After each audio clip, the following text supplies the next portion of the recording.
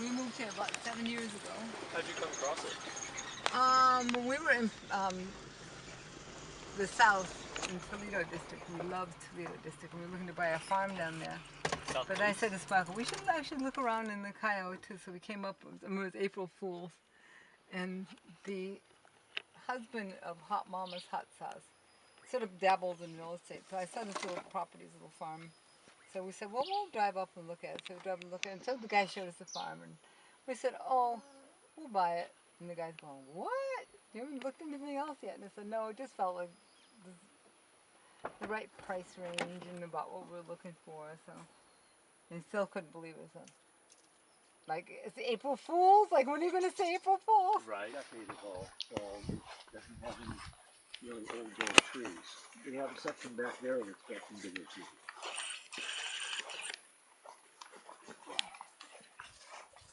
There was an existing orchard here of mangoes and avocados, but they were all overgrown vines and you couldn't recognize it.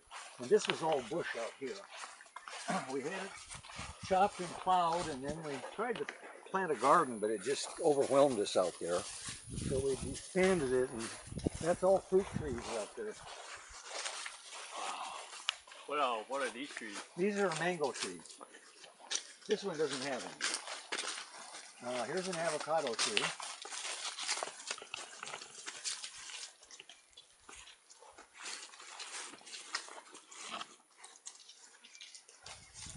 Mangoes.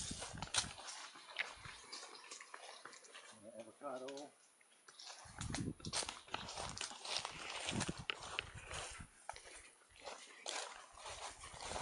How long have you said that you've lived on this property? 7 years in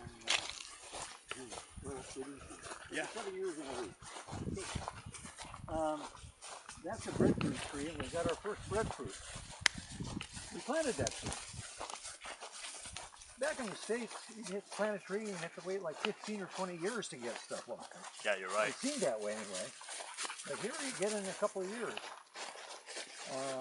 Here's the breadfruit starting to grow. Just a baby.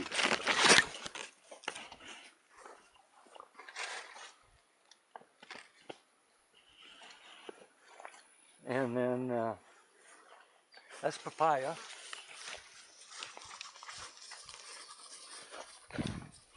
That's why most of our own banana leaves. How fast do they grow? Varieties of bananas.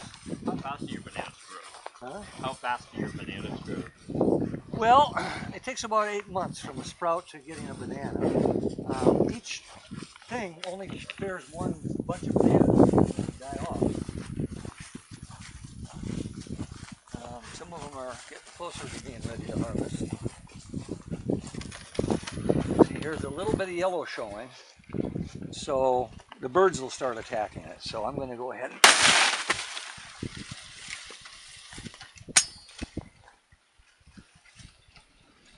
these are blogos here. They're it's not ripe yet. It's more yellowy than a banana. It's got more body, a little richer flavor. We like them a lot. It's a cross between a plantain and a banana. This tree is called a jackfruit. And it gets a large fruit the size of a watermelon. Tastes like a pineapple. And we've got our first one. Kind of looks like that breadfruit a little, yeah. But this will grow to be the size of a watermelon. I've heard about 70 and 80 pound jackfruits.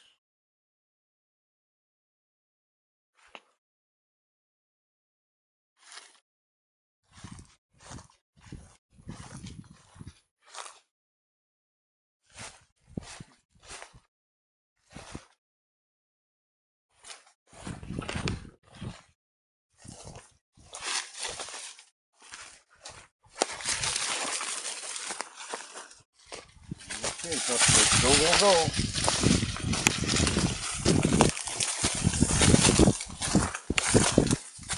There are poisonous snakes on the property, so you just have to make sure you don't step on a snake.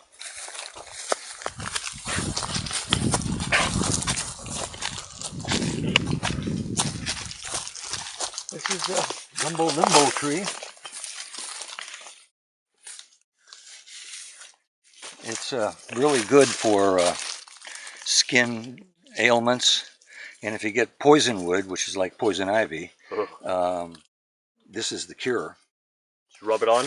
Yeah, and you can also make like a tea out of it and soak your thing in.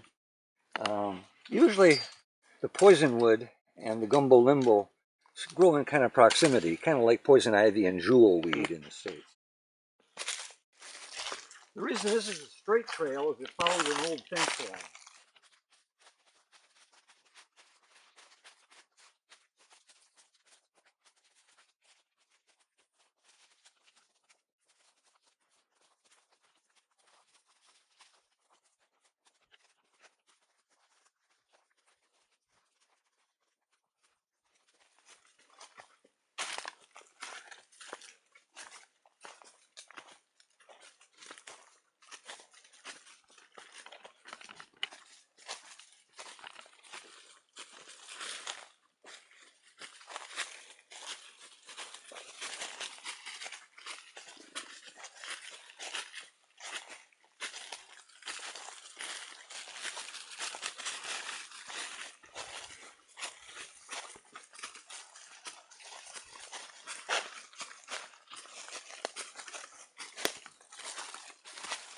Now I built this.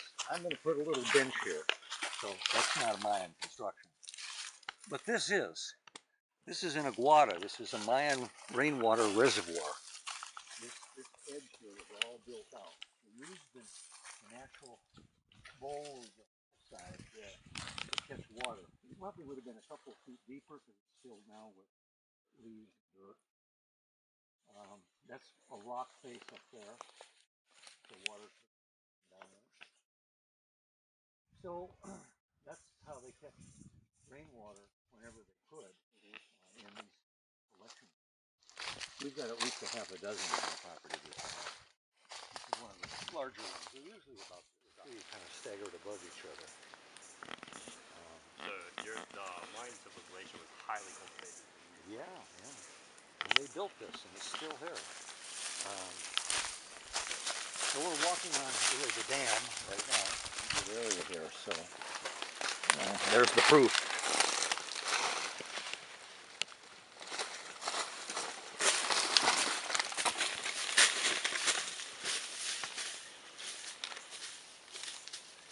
Now every trail intersects with every other trail.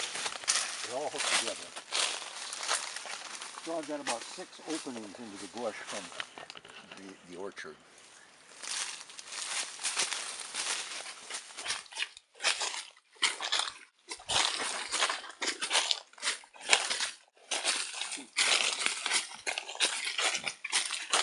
I made these rock piles.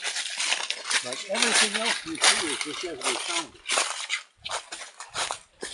I'm trying to clear the land so I can let the rocks tell me what was going on.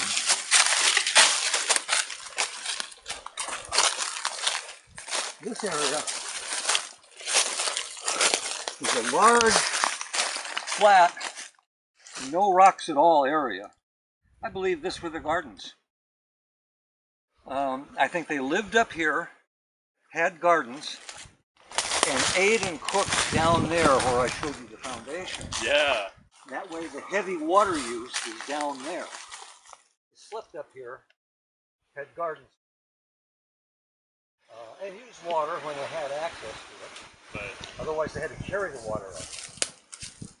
So this is the garden area. This is also our property line. It's right at the crest of the hill. It's almost a cliff right up beyond these trees. And you can see in here where I haven't cleared, there's piles of rock. And I believe those were old structures. I think there was a building here.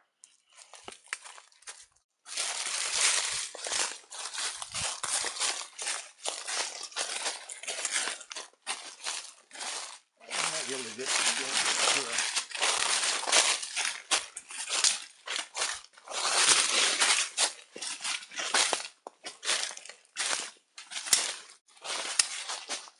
You can see how close it is to the, a really steep drop, so it would have been a defensible position.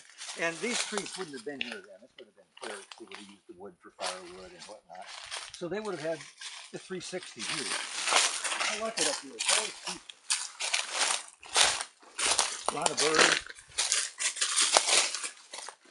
Howler monkeys? We don't have howlers. They're a few miles away. We've never heard one here at the house. I have seen a jungle cat, a margay. It's about, looks like an ocelot. It's about half the size of a panther. That was on our road coming in. Now I believe this is the site of another structure. They work with the bedrock. Some of this is bedrock, but it's just too circular. And it's right here at the crest of this hill. Got your fields, house, the aguada for water.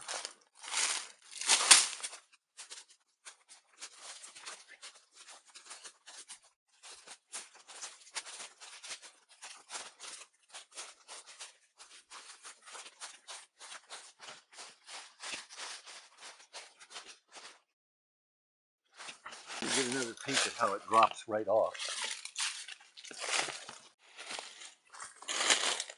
I think I want to go up here. You don't keep working on the trails, they overgrow so fast. I work a couple hours a week on the trails, but I've been looking at the other end of the property.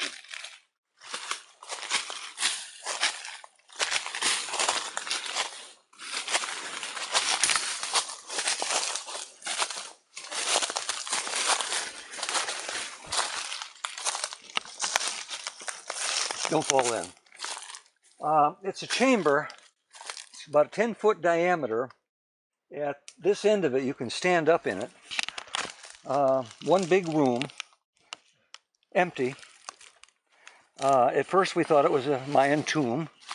We've since learned the tomb was that mound you saw, and that this was actually a storage chamber for food. It's at the top of the hill, so there'd be no rain runoff. They could have put a thatched roof over it, kept it dry. The food is protected from animals. This is their secure location. This is where they stored their food. You can get as close as you want and use the light. Right out of the rock. It's not a hole in dirt. It's that they crawl in pretty easy. This was a two-room still tomb, I called it. When we found this one, all you could see was like a little animal hole.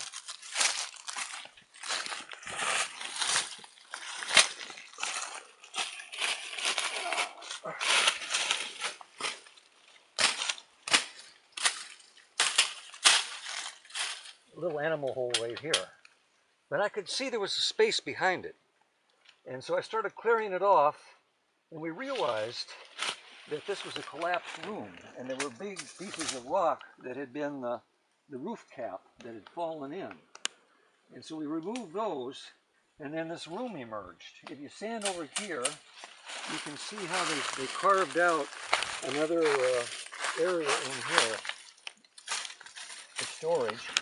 And you can see how it's round, kind of like the inside of the igloo. And you know, you can come down and we've been trying to figure out if they were connected, but I think they were just separate storage chambers. There may be yet more up here that we just haven't found that are still totally sealed over. But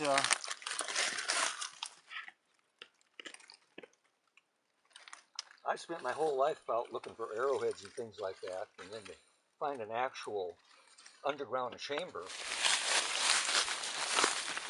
This makes sense. You can't tell now because it's all overgrown, but this right here is a totally flat area. This looked like the remains of a stone wall, and it's kind of squared off using the. So I think this was a floor. We're standing on a floor of probably a thatched house. And then over here, I believe, was another foundation. What was the vine strip here? There you go. This one I found while I was just clearing bush, and all of a sudden I come across kind of a straight line. Now they're working with the bedrock, but I believe that this was also another house foundation. It's in proximity to their storage chambers. The water access is just down below us. Clearing this trail out. And there's the edge of it. And this rock was laying somewhere, and I decided to set it there and make a little seat. So I put it in place. I'm sitting here enjoying my rock. Now I'm taking time to look around. Before I was too busy working. And laying right here in the middle, just right there, was this nice piece of pottery with a rim and all. Just out here in the bush, right there. Miraculous. Hundreds of years since human hands have touched it. It's like a time machine. Like waters like this one. The other one we saw had a big rock face where rainwater could come down. This one really doesn't. What I think they did was they took palm leaves and they wove them into mats and directed the rain into the iguanas on mats. They, of course, would rot away and don't survive to be discovered. It's just my theory. So it's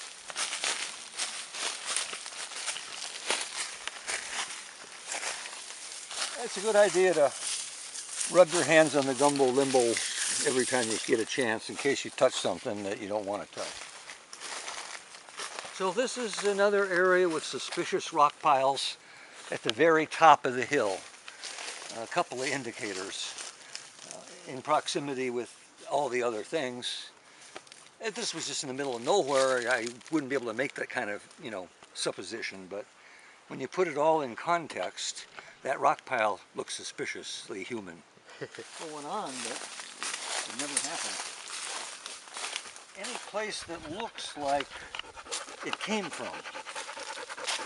If a tree pushed this up, where did it push it up from? Right there? I don't know.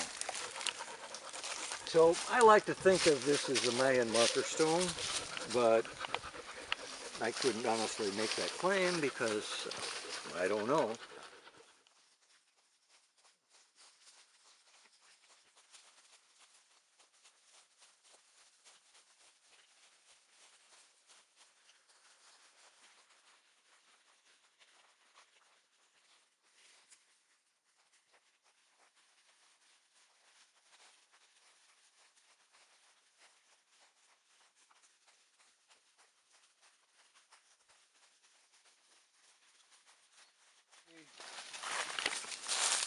It's probably about 100 years old. And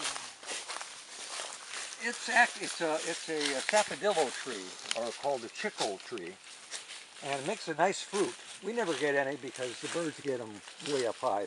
We have some trees like this kind down below, and we enjoy the fruit. Sapodillo. What does it taste like? It's brown, kind of fuzzy. It looks like a large kiwi. Tastes kind of like a spiced apple. Okay. Anyway, now it's enjoyed just for the wood. It's a hard wood, and the fruit. But for a long time, it was prized because of its sap, which was collected like they collect maple sugar sap in the U.S. And you can still see the scars on the bark from where they cut this tree for its sap.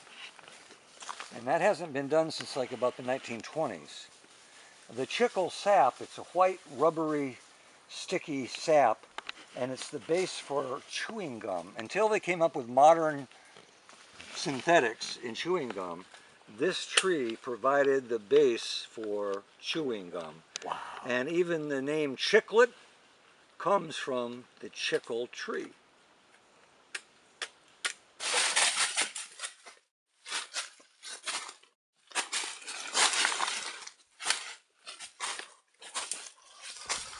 Or maybe some kind of platform, some kind of carrot. We're right up near the hilltop. The hilltops were the preferred.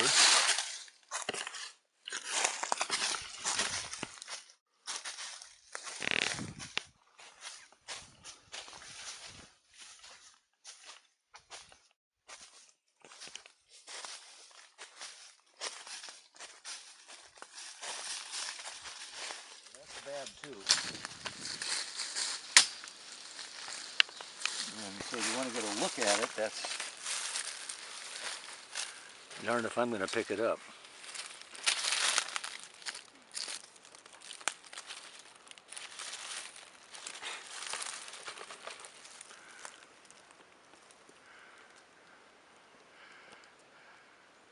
Don't put your sleeping bag in a bed of this.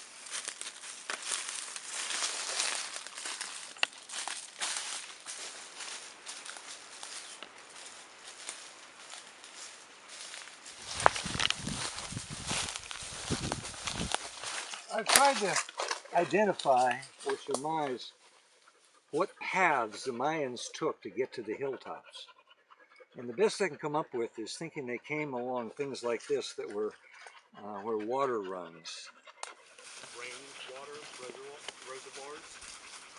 No, our water comes from, the village has got a water tower on our property, so we're actually get village water.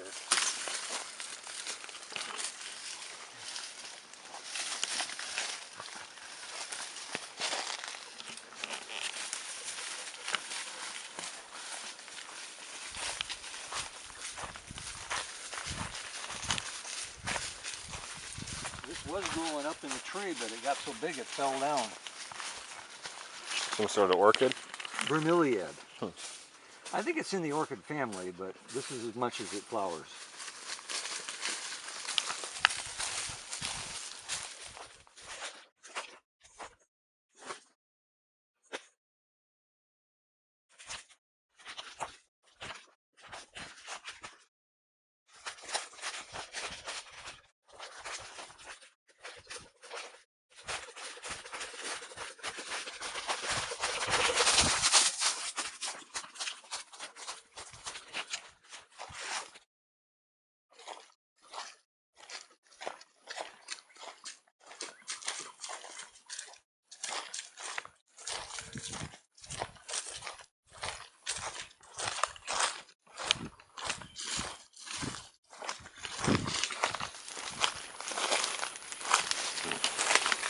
Birds started getting it.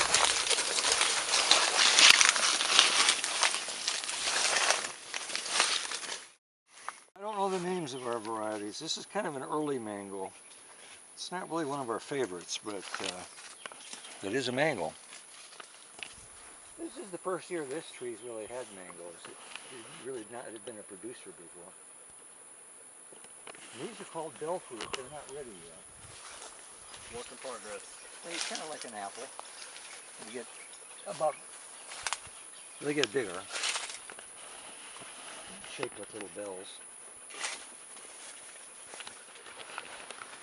Well, there's one growing, there's some more growing, but I'll be months before I get to eat them. They're slow growing, and then they ripen overnight. That's what happened. They ripen and the animals got them. This over here is where chocolate comes from.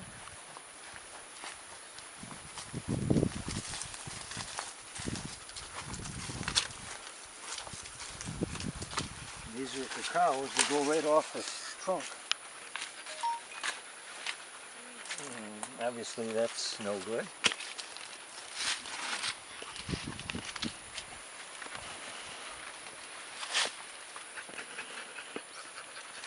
One year we hope to get some big ones.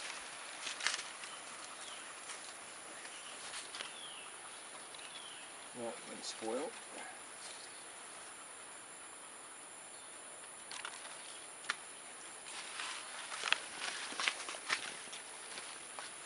Cacao. So there's where chocolate comes from.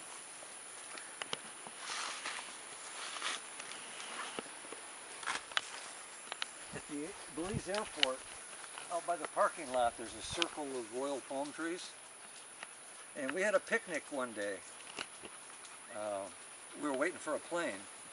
So we had a picnic in the palm tree circle, and I thought, wow, this is really cool.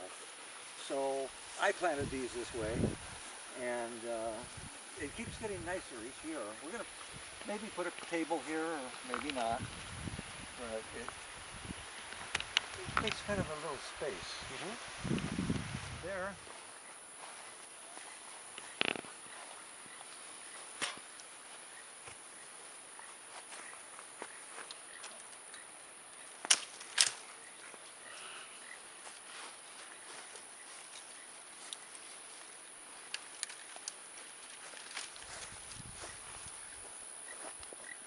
We haven't had any luck yet. We'll take this home and take it in and slice it.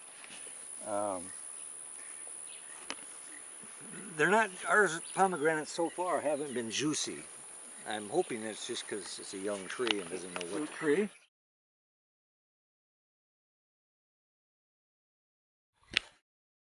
Blackberry vines. Suriname cherry.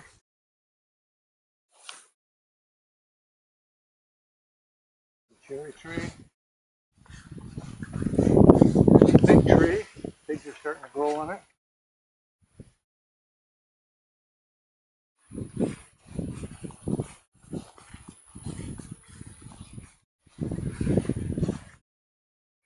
This one is called cocoa plum. They're not ready yet. Oh, here's one.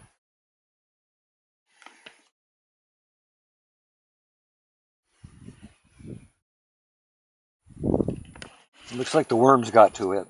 They are like a marshmallow inside.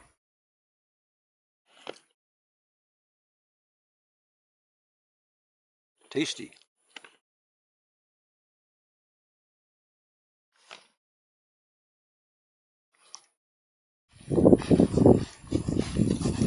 These are jungle plums.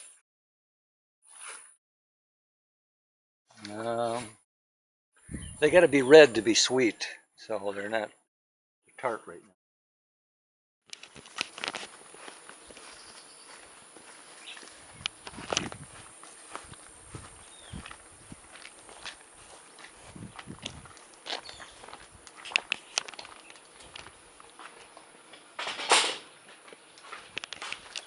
Wow, we look at something, we think, So even though it's nothing, I had the thrill, because momentarily I thought it was the real thing. So I know that thrill. They had enough light on it there? A flashlight or something?